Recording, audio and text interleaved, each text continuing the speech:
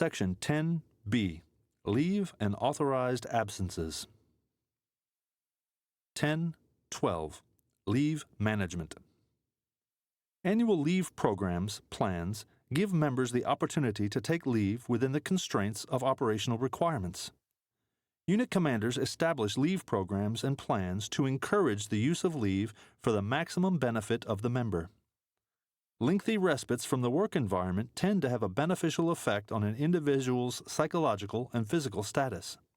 Therefore, an effective leave program is an essential military requirement. Processing leave requests.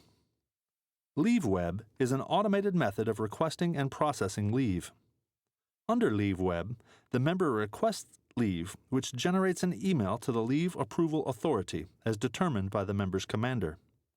While commanders have final approval authority, they may delegate this authority according to the needs of the organization, normally no lower than the first-line supervisor.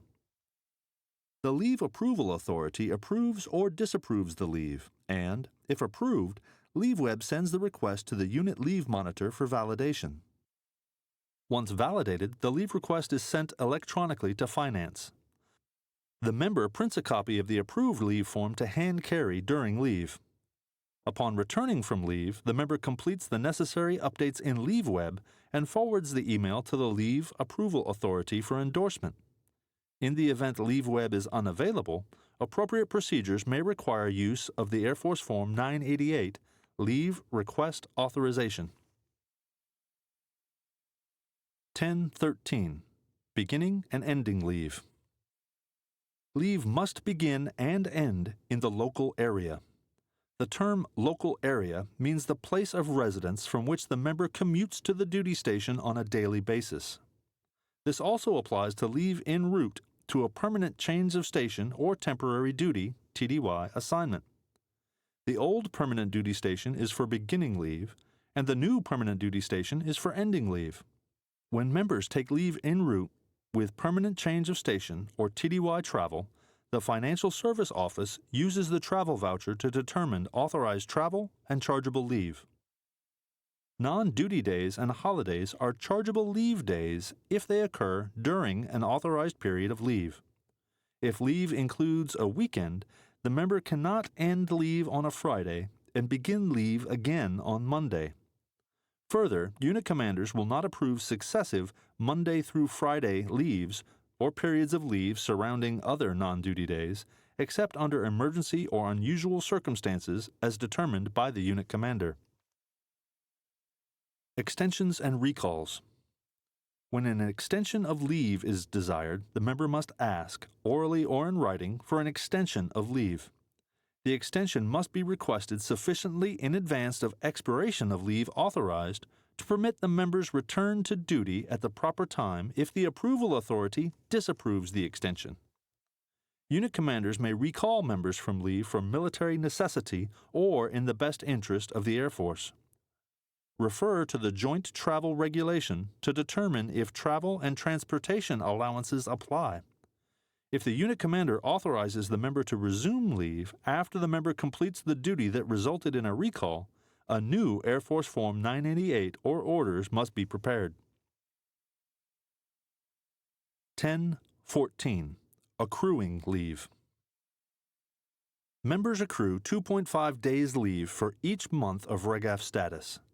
Members do not earn leave when they are absent without official leave, in an unauthorized leave status, in confinement as a result of a court-martial sentence, in an excess leave status, or on appellate leave. Members may accumulate a maximum of 60 days by the end of a fiscal year. There are certain circumstances when a leave balance of more than 60 days may be carried forward into a new fiscal year, but only when specifically authorized. By law, members may receive accrued leave payment up to a maximum of 60 days at certain points in their careers, such as reenlistment, retirement, separation under honorable conditions, or death. Department of Defense policy encourages members to use leave to relax from the pressures of duty and not as a method of compensation. 10.15. Types of leave. AFI 36-3003 outlines many types of leave, as briefly described here. Annual leave. Another name for ordinary leave is annual leave. Normally, members use annual leave to take vacations, attend to family needs, celebrate traditional holidays, attend significant events, or as terminal leave with retirement or separation from Reg-AF status. Advance leave. Advance leave is granted based on a reasonable expectation that a member will accrue at least the amount of leave being requested during the remaining period of Reg-AF status. The purpose of advance leave is to enable members to resolve emergencies or urgent situations when they have limited or no accrued leave. When a member has taken all the advance leave that represents what he or she will accrue during the remaining period of Reg-AF service, commanders change the member's leave status from advance to excess leave. Excess leave. Excess leave is normally used for personal or family emergency situations when members cannot request advance leave. Excess leave is a no-pay status. Therefore, entitlement to pay and allowances and leave accruals stops on the member's first day of excess leave. If injured, a member will not receive disability pay for time spent on excess leave. The period of excess leave will not count towards fulfillment of Reg-AF duty service commitment. Convalescent leave. Convalescent leave is an authorized absence, normally for the minimal time needed to meet the medical needs for recuperation. Convalescent leave is not chargeable leave. Unit commanders normally approve convalescent leave based on recommendations by the Medical Treatment Facility Authority or the physician most familiar with the member's medical condition. When medical authorities determine a medical procedure is necessary, such as childbirth, and the member elects civilian medical care, with recommendation of the medical treatment facility, the commander may grant convalescent leave. Convalescent leave may be used in conjunction with caregiver leave. Emergency leave. Emergency leave is chargeable leave granted for emergencies involving members of the immediate family. Unit commanders approve emergency leave and can delegate leave approval to no lower than the first sergeant for enlisted personnel. The official granting leave may request assistance from the military service activity nearest the location of the emergency, or, when necessary, from the American Red Cross. The initial period of emergency leave is usually no more than 30 days, with a possible 30-day extension with approval from the unit commander or first sergeant. Unit commanders should advise members to apply for a humanitarian or exceptional family member reassignment or hardship discharge if the leave period is more than 60 days. En route leave. En route leave is ordinary leave used during a permanent change of station. Normally, the losing unit commander approves up to 30 days en route leave with any change of station move if it does not interfere with the reporting date of the new assignment. Members who complete basic or technical training may request 10 days of leave en route if their first duty station is in the continental United States, or 14 days for an overseas assignment. Members may request advance leave when they do not have enough leave accrued for en route leave. Terminal leave. Terminal leave is chargeable leave taken in conjunction with retirement or separation from Reg-AF status.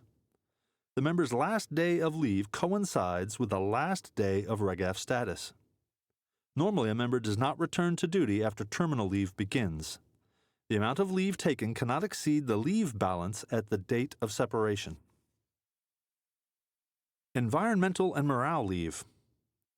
Environmental and morale leave is authorized overseas where adverse environmental conditions require special arrangements for leave in desirable places at periodic intervals. Funded environmental and morale leave is charged as ordinary leave, and members are authorized military transportation. Travel time is not charged as leave. Unfunded environmental and morale leave is charged as ordinary leave, and members are authorized space-available air transportation to and from the duty locations. Travel time is charged as leave. 10.16. Permissive temporary duty. Permissive TDY is an administrative absence for which funded TDY is not appropriate. Commanders may not authorize permissive TDY in place of leave or a special pass or in conjunction with special passes. Permissive TDY, if authorized, may include traveling to or in the vicinity of a new permanent duty station to secure off-base housing, accompanying a military or dependent patient to a designated medical treatment facility not in the local area, attending a Department of Defense-sponsored assistance seminar under the Transition Assistance Program, or attending national conventions or meetings hosted by service-connected organizations. 10.17. Regular and Special Passes. A pass period is an authorized absence from duty for a relatively short amount of time. There are no mileage restrictions. However, members may be expected to return to duty within a reasonable time due to an operational mission requirement, such as a recall, unit alert, or unit emergency. Regular pass. A regular pass normally begins at the end of work hours on Friday afternoon and continues until the beginning of normal work hours on the following Monday, when non-duty days are Saturday and Sunday. A regular pass period on non-traditional work schedules, alternate or compressed schedules, may not exceed the 4-day special pass limit. The combination of non-duty days and a public holiday may not exceed the 4-day special pass limit. The combination of 3 non-duty days and a public holiday during a compressed work schedule is a regular pass period. Department of Defense or higher management may determine that a Monday or Friday is compensatory (comp) time off when a holiday is observed on a Tuesday or Thursday, in which case a regular pass may consist of a weekend, a comp day off, and a public holiday. Special Pass. Unit commanders may award 3 or 4-day special passes for special occasions, circumstances, special recognition, or compensatory time off. Commanders may delegate approval to a level no lower than squadron section commander, deputies, or equivalents. Special passes start after normal work hours on a given day. They stop at the beginning of normal work hours on either the 4th day for a 3-day special pass or the 5th day for a 4-day special pass.